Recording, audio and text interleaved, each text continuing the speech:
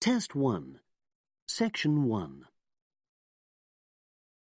You will hear a woman being interviewed by a market researcher in a health club about her membership of the club. First, you have some time to look at questions 1 to 5.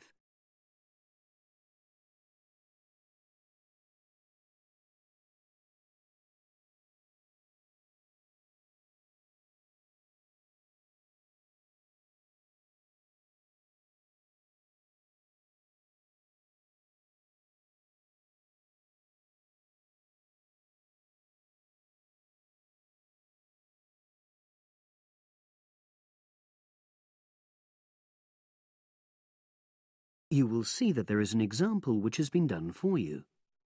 On this occasion only, the conversation relating to this will be played first. Oh, excuse me. I wonder if you'd have the time to take part in some market research. What's it about? About this club and your experiences and opinions about being a member. It'll take less than 5 minutes. Oh, OK then, as long as it's quick. Can I start by taking your name? It's Selina Thompson. Is that Thompson? Yes. Okay, great. Thanks. The woman's name is Thompson, with a P. So Thompson has been written in the space. Now we shall begin. You should answer the questions as you listen, because you will not hear the recording a second time.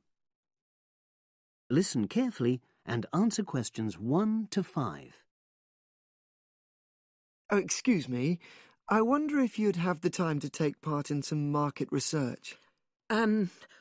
What's it about? About this club and your experiences and opinions about being a member. It'll take less than 5 minutes. Oh, OK then, as long as it's quick. Can I start by taking your name?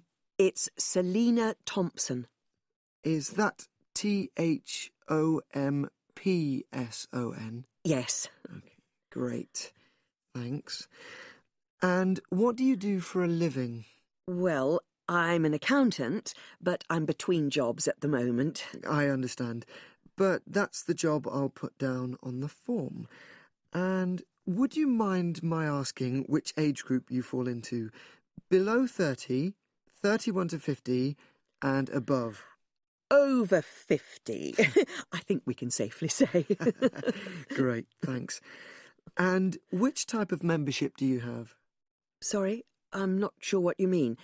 Do you mean how long? No, is it a single-person membership? Oh, right, no, it's a family membership. Thanks. And how long have you been a member? Ooh, let me see. I was certainly here 5 years ago, and it was probably 2 to 3 years more than that. Shall I put down 8? Oh, I remember now. It's 9, definitely. Sorry. No problem. I've got that. And the last question in this first part is, what brought you to the club? Sorry? How did you find out about the club? Did you see any ads? Well, I did, actually.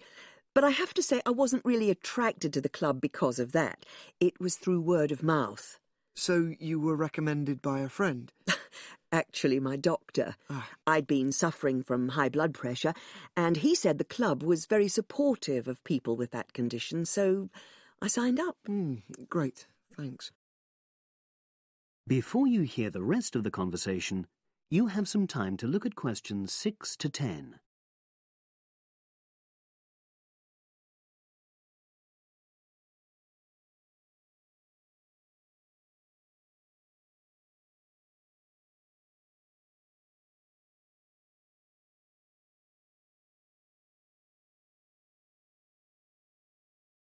Now listen and answer questions 6 to 10. Now, for the second part of the form, I want to ask a bit more about your experience of the club. Sure. How often would you say you use the club? It varies enormously, depending on how busy I am. Of course. But on average, per month? I'd say it averages out at twice a week. OK, so 8 on average. Yeah, and 4 of those are aqua aerobics classes. That leads me to the next question. Would you say the swimming pool is the facility you make most use of? Fair to say that, yep. Right, thanks. And are there any facilities you don't use? One area I realise I've never used is the tennis courts. And there's one simple reason for that. You don't play tennis? Actually, I'm not bad at it. Oh. It's that I'm not happy having to pay extra for that privilege. Oh, right. I've made a note of that. Thanks. Now, in the last section, are there any suggestions or recommendations you have for improvements to the club? Only about health and fitness? Anything at all? Well, I'd like to see more social events. Oh. It isn't just a question of getting together for games or classes, but other things, you know. Yes, sure. And another thing that I was thinking when I had my yoga class in the gym last night, we were all sweltering in the heat, was that I think they should put in, or, you know... air conditioning. That's exactly what I mean. The rooms are really light and well designed, but they do need proper installations. Sure. Well, I've made a note of that. Good. So, is there anything else you'd like to suggest? About quality of service, for example? Oh, everyone's very nice here. They couldn't be more friendly and helpful. Oh, but I tell you what, it's a shame the restaurant isn't open in the evening on Saturday, and Sunday as well, for that matter. Oh. So the club should... open it later on those days. OK. Well, thank you very much. That's all the questions I have. That is the end of section 1. You now have half a minute to check your answers.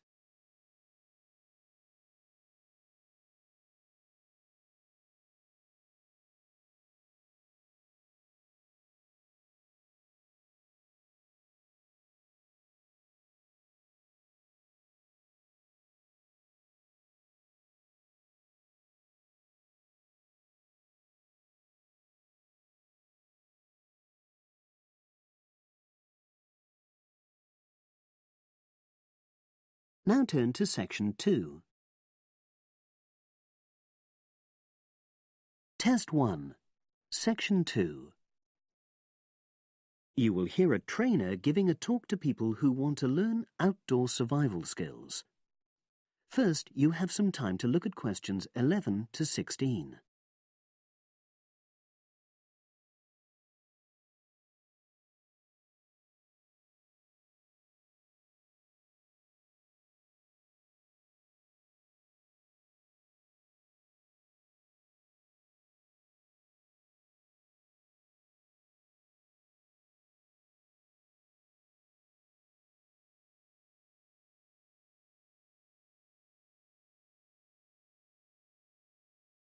Now listen and answer questions 11 to 16. Good morning, everyone, and welcome to our outdoor survival program. As you know, this week you'll be learning some of the basic information and skills you need to look after yourself independently in the outdoors. These first 2 days, we'll be based here in the classroom, and then we'll be taking a camping trip to put into practice some of the things you've learned. I'm going to start off with the topic of food. And to start with, I'll describe just 2 methods which we'll be putting into practice at our camp, and which make use of natural resources, the steam pit and the bamboo pot. I've got 2 posters here to make things clearer, and I'll start with the steam pit here. To make this, you'll need some dry sticks, some grass, some loose earth, and some stones. And for this week only, some matches. The first thing you do is to dig a shallow pit in the place you've chosen to do your cooking. Let's say about 25 centimeters deep and 30 centimeters wide. Your sticks have to be a bit wider than the pit because you have to put a line of them along the top from one end of the pit to the other. Before setting light to these, you take some large stones and arrange them on top. Then you start the fire and wait till the wooden platform burns through and the stones fall into the pit. At this point, brush away any pieces of hot ash from the stones. You can use a handful of grass and then take another stick and push it down into the center of the pit, between the stones. After that, you cover the whole pit with a thick layer of grass. And then you can put your food on it, wrapped in more pieces of grass, like parcels. Finally, cover the whole thing with earth. You have to pat it firmly to seal the pit. Then all you have to do is take the stick out and pour a bit of water into the opening that it leaves. It should take about 4 hours for your food to cook, as it cooks slowly in the steam that's created inside the pit. Now you have some time to look at questions 17 to 20.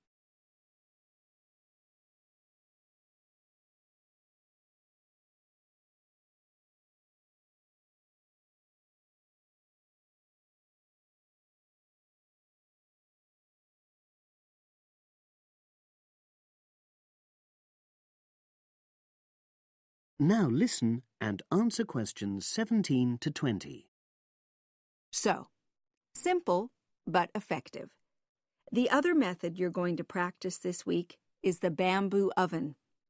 Now, the steam pit is ideal in certain conditions because the heat is below ground level. For example, if there's a strong wind and you're afraid a fire might spread.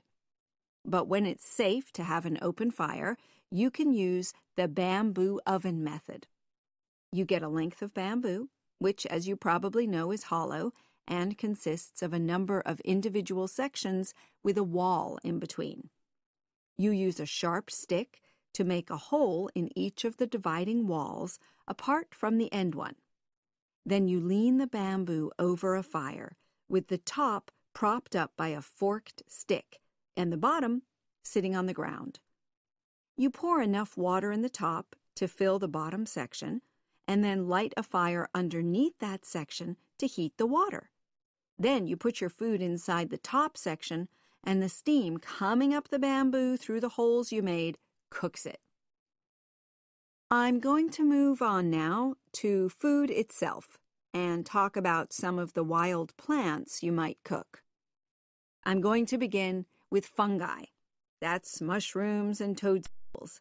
I'm sure you'll be aware that some of these are edible and they're delicious, but some of them are highly poisonous. Now, whether they're poisonous or not, all fungi that you find in the wild should be cooked before eating, because that helps to destroy any compounds in them that might be mildly toxic. But be aware that any amount of cooking won't make poisonous varieties any safer to eat. Unless you can definitely identify a fungus, you should never eat it. It's not worth the risk. And you need to be really sure, because some fungi that are poisonous are very similar in appearance to certain edible varieties. They can easily be mistaken for each other. So, having said all that, fungi are delicious when they're freshly picked, and although they are only moderately nutritious, they do contain minerals which the body needs. I'll move on now to leafy plants, which are generally... That is the end of section 2. You now have half a minute to check your answers.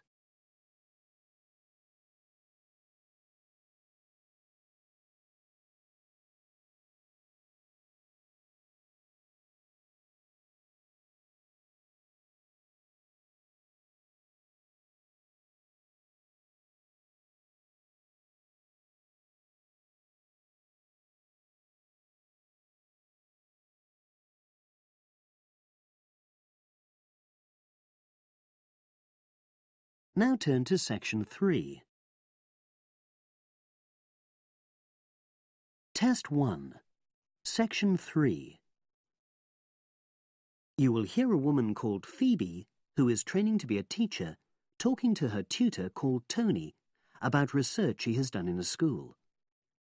First, you have some time to look at questions 21 to 25.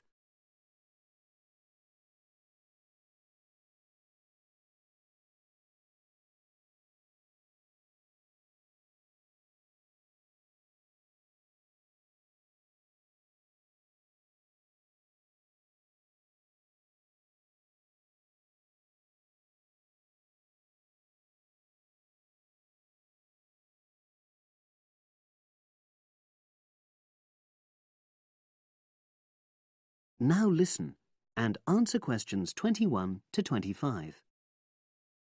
So, how did you get on with your school-based research, Phoebe? Well, it was exhausting, but really valuable. Good. What was the specific focus you chose? My title is Attitudes Towards Study Among 11 to 12-year-old Pupils. Right, and what made you choose that focus? Well, that's a bit difficult. Lots of my classmates decided on their focus really early on, mainly on the basis of what they thought would help in their future career, you know, in their first year's teaching. So that's what helped you decide? Actually, it was that I came across a book written by experienced teachers on student attitudes, and that motivated me to go for the topic. Okay. So what were your research questions or issues? Well, I wanted to look at the ways students responded to different teachers, particularly focusing on whether very strict teachers made teenagers less motivated. And from your research, did you find that was true? No, not from what I saw, you know, from my 5 days observation, talking to people and so forth. Okay. We'll talk about the actual research methods in a moment, but before that, can you briefly summarise what your most striking findings are? Well, what really amazed me was the significant gender differences. I didn't set out to focus on that, but I found that boys were much more positive about being at school. Girls were more impatient. They talked a lot about wanting to grow up and leave school. Very interesting. Yeah, it is. From doing the research, it was clear to me that you might start out to focus on one thing, but you pick up lots of unexpected insights. Right. Did you get any insights into teaching? Yes, certainly. I was doing a lot of observations of the way kids with very different abilities collaborate on certain tasks, you know, help each other. And I began to realise that the lessons were developing in really unexpected ways. So what conclusion do you draw from that? Well, I know it's necessary for teachers to prepare lessons carefully, but it's great if they also allow lessons to go their own ways. Good point. Now, I'm really pleased to see you doing this. Analysing and drawing conclusions based on data. But surely this isn't proper data. Because it's derived from such small-scale research. Well, as long as you don't make grand claims for your findings, this data is entirely valid. I like the way you're already stepping back from the experience and thinking about what you've learned about research. Well done. But I know I could have done it better. As you become more experienced, you'll find ways to reduce the risk of difficulties. Okay. Now you have some time to look at questions 26 to 30.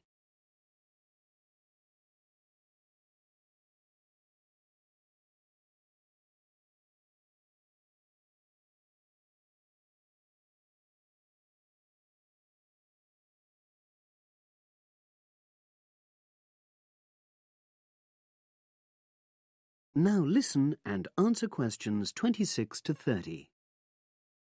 So, let's look in more detail at how you gathered your data. Let's start with lesson observation. Well, it generally went quite smoothly.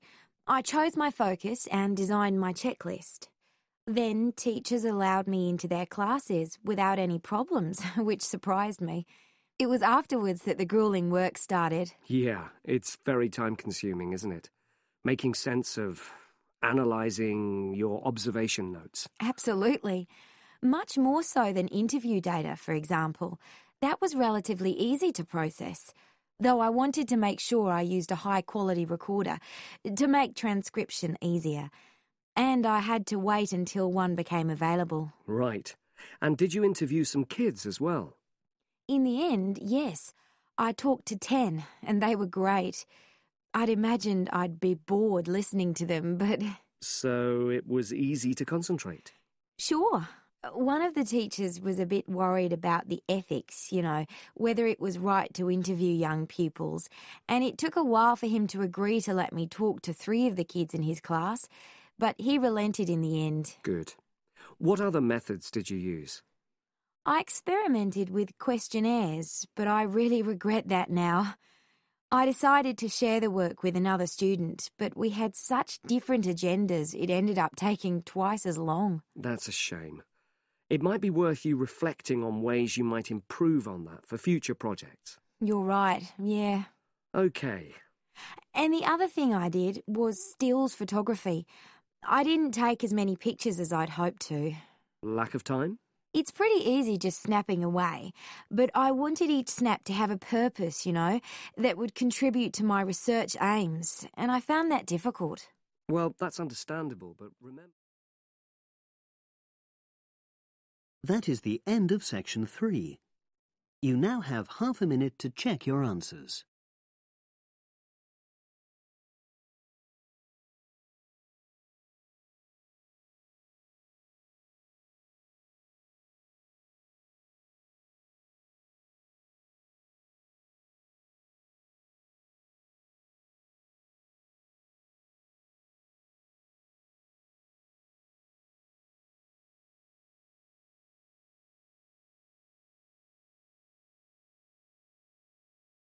Now turn to section 4. Test 1, section 4. You will hear an environmental studies student giving a presentation about his project on saving an endangered species of plant. Now you have some time to look at questions 31 to 40.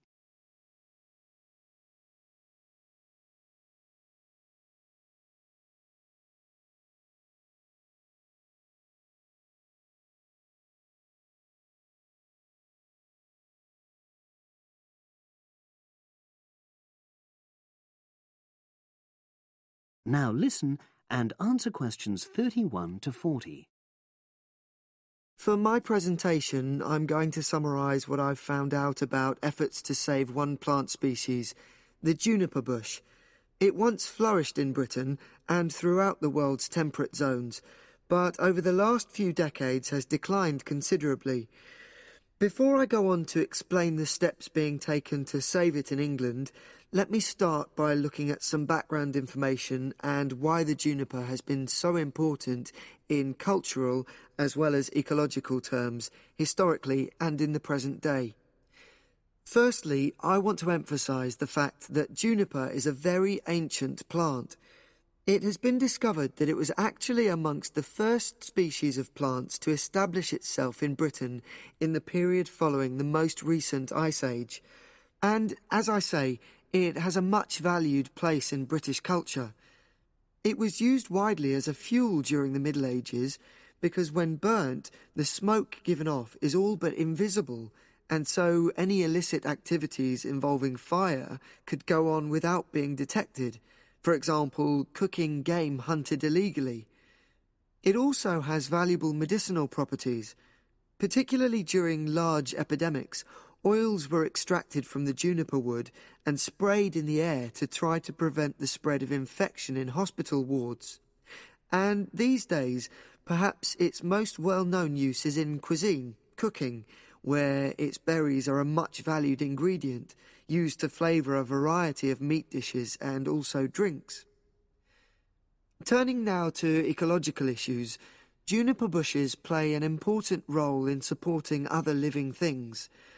If juniper bushes are wiped out, this would radically affect many different insect and also fungus species. We simply cannot afford to let this species die out.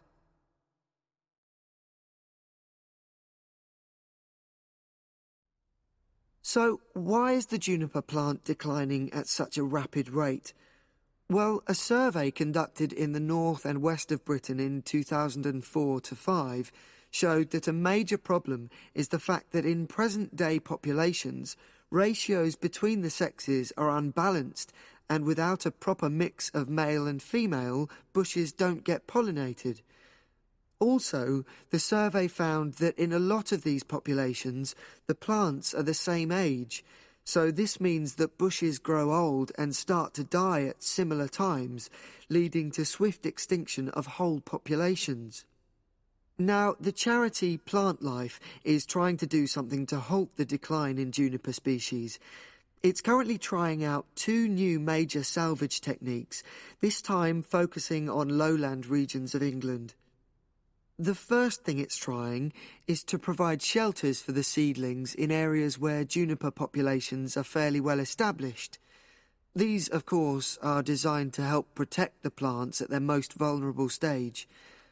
A further measure is that in areas where colonies have all but died out, numbers are being bolstered by the planting of cuttings which have been taken from healthy bushes elsewhere. Now, I hope I've given a clear picture of the problems facing this culturally and ecologically valuable plant, and of the measures being taken by Plant Life to tackle them. If anyone has any questions, I'd be happy. That is the end of section 4. You now have half a minute to check your answers.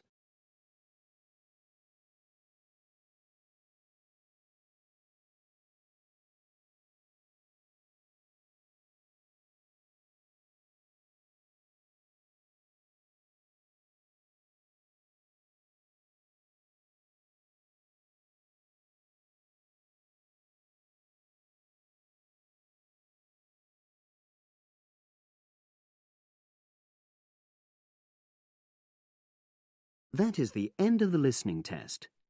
You now have 10 minutes to transfer your answers to the separate answer sheet.